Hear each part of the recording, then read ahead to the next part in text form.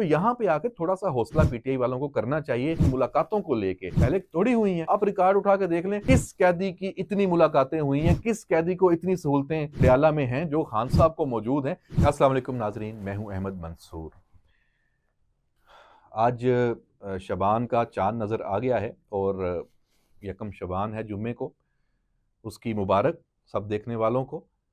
आज के व्लॉग में एक सबसे पहले तो मैं एक बड़ी जो एक ख़बर है वो पाकिस्तान में तो एक अलमिया बन चुका है, ये जो इंसानी स्मगलिंग है, यहाँ से रोज़गार की तलाश में गैर कानूनी तरीके से बाहर जाना, यूरोप जाना, उसके लिए कोशिश और फिर जान से चले जाना। और इंसानी स्मगलर्स क्या सलूक करते हैं, दिल दहला देने वाली दास्तानें हैं और ये बार बार रिपीट होता है, लेकिन समझ से बालातर है। और लाखों 40-40, 50-50 लाख रुपए एजेंटों को देकर लोग जाते हैं बाहर और कुछ कामयाब हो भी जाते होंगे, तभी ये सिलसिला खत्म होता है। लेकिन हुकूमत क्या करती है इसमें, रियासत क्या करती है? जो ये रैकेट हैं, ये स्मगलर्स हैं, इंसानी स्मगलिंग करने वाले माफियाज हैं, ये कोई आम लोग तो नहीं, इनके तो पूरी दुनिया में इनके मुख्तलिफ ग्रोह हैं आपस में। फिर ये इनका आपस में पूरा एक रब्त है। ये जो वाक़या आखिरी जो हुआ है मराकश में कश्ती वाला, इसकी जो तफसील वो अब सामने आ रही है, रोंगटे खड़े करने वाली दास्तानें हैं। पाकिस्तानी बहुत सारे वो जान से गए, खुशकिस्मती से जिंदा भी बचाया गया है।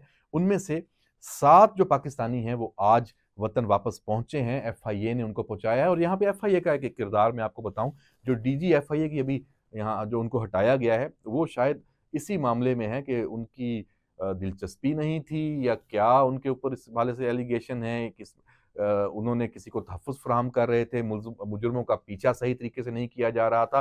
तो बहरहाल उनका जो उनको ओहदे से हटाना, ये बड़ी एक डेवलपमेंट है, तो उससे ये ज़रूर लिंक्ड है। एफआईए ने अभी जो काम दिखाया है, ये 7 पाकिस्तानी ये वापस वतन पहुंचे हैं, ये जिंदा बच जाने वाले हैं। इनको स्पेन और इटली से डिपोर्ट करके वापस लाया गया है। और जो तफ्तीशी अफसर हैं, उसने वापस आने वालों के जो बयानात हैं वो भी कलमबंद कर लिए हैं। राकश कश्ती हादसे से वापस लाने वाले जो पाकिस्तानी हैं, उनके जो बयानात हैं रोंगटे खड़े कर देने वाले। और ये हादसा नहीं है सिर्फ, इंसानी स्मगलर्स ने तशद्दुद का भी निशाना बनाया है। और उस हवाले से जो इंसानी स्मगलर्स की तफसीलात हैं वो इन्होंने वापस दे दी हैं। ज़ाहिर सी बात है, जब इन्होंने जिनको पैसे दिए हैं, जो एजेंट्स हैं, तो ये कुछ ऐसा नहीं है कि ये कोई बिल्कुल ही नामालूम लोग हैं और आपको पता नहीं है। तो अब एफआईए के पास अब जब ये लोग वापस आ गए हैं, इनके बयानात आ गए हैं, इन्होंने बता दिया है कि ये कौन है, तो उधर से शुरू करें। एक जब आपको एक कड़ी मिल गई है और एफआईए ने अपना जो कहते हैं ना दायरा वसी कर दिया, तो खबर है, तो अब इनको छोड़ना नहीं चाहिए। इस मामले को मंतकी अंजाम तक पहुंचाए बगैर रुकना नहीं चाहिए, ये टेस्ट केस बनना चाहिए, वरना ये कब तक होता रहेगा। और पाकिस्तान भी फिर इसमें बदनाम होता है और भी जो कानूनी तरीके से जाने वाले पाकिस्तानी हैं, जो हमारे तलबा हैं, उनके लिए रुकावट बनती है। जब इस तरह के अनासर और लोग कोशिश करते हैं तो पाकिस्तान के लिए प्रॉब्लम्स बनते हैं। तो बहरहाल ये एक जो इसमें खबर अहम थी, मैंने कहा चलें स्टार्ट में आज व्लॉग में ये आपसे शेयर करूं। दूसरा, जो पीटीआई का जो मामला है 8 फरवरी का, उसकी तैयारियां शुरू हैं। मैंने गुज़श्ता व्लॉग में भी उस पर बात की थी। उसमें पीटीआई में दोबारा 2 ग्रुप जो हैं वो बनते हुए दिखाई दे रहे हैं। और इस हवाले से मैं आपको ये बता दूं कि अली अमीन गंडापुर और जो के असल बेसिकली जो तकसीम है इस वक्त पीटीआई में, वो केपीके के अंदर है। और चूंकि वहां इक़्तिदार है, वहां लालच भी सबको है, क्योंकि बाकी तो पूरे मुल्क में आपने देखा कि पीटीआई उस तरह से ना एक्टिव है, ना सरगर्म है, ना कोई मामलात हैं। तो ये जो सीन है कि इस तरह पीटीआई केपी के अंदर जो इस वक्त तकसीम है, उसमें अली अमीन गंडापुर को एज है।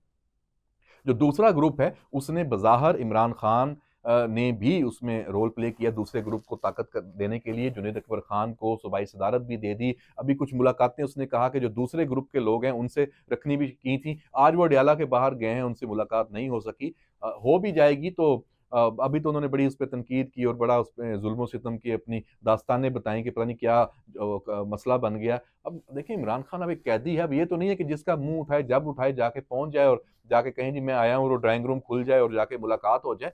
अब बतौर कैदी भले वो लीडर है, पार्टी का लीडर है, बाकी कैदी भी तो हैं, फिर तो सबके लिए यकसां होना चाहिए। तो यहाँ पे आके थोड़ा सा हौसला पीटीआई वालों को करना चाहिए इन मुलाकातों को लेके।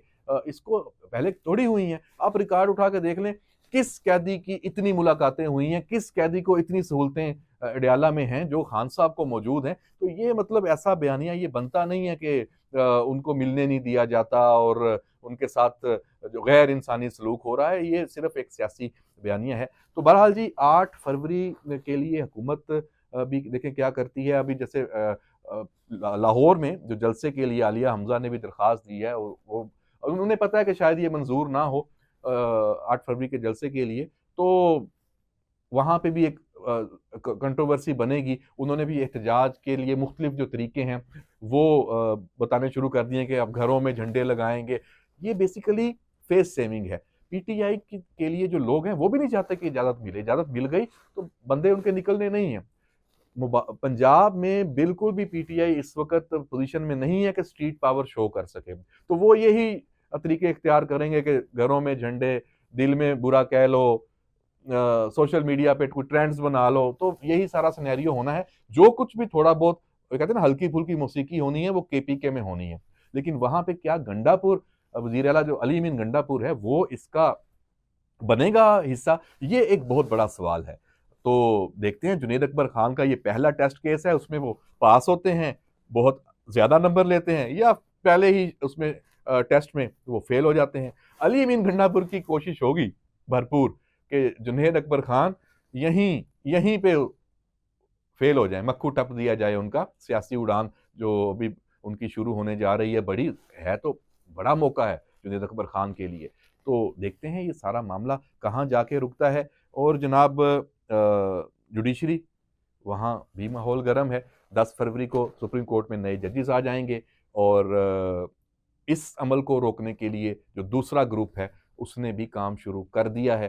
तो देखते हैं कि उसका क्या होता है। और आखिर में चलते चलते मैं ये बता दूं कि मलिक रियाज वाकई मुश्किल में फंस चुका है। मलिक रियाज का अपना पासपोर्ट मनसूख होना, उसके बेटे अली रियाज का पासपोर्ट मनसूख होना, शहजाद अकबर का पासपोर्ट मनसूख होना और फराह गोगी का पासपोर्ट, ये चारों के पासपोर्ट मनसूख हुए हैं। और अब उनको वापस पाकिस्तान लाने के लिए जो कानूनी इकदाम हैं इंटरपोल के ज़रिए या दो तरफा जो एग्रीमेंट्स हैं ममालिक के साथ, उसको इनिशिएट करने के लिए, तो जनाब मुलजमों की हवालगी के हवाले से ये बड़ा एक टर्निंग पॉइंट है पाकिस्तान के हवाले से। और देखते हैं कि मलिक रियाज को रियासत और पाकिस्तान और नैब और हमारा कानून काबू करने में कामयाब होता है कि नहीं। कोशिशें बड़ी संजीदा लग रही हैं और आने वाले दिन इस हवाले से बड़े धमाका खेज होंगे। हमारा ये व्लॉग देखते रहिए और अपना फीडबैक भी ज़रूर दीजिए। इजाज़त दीजिए, अल्लाह हाफिज़।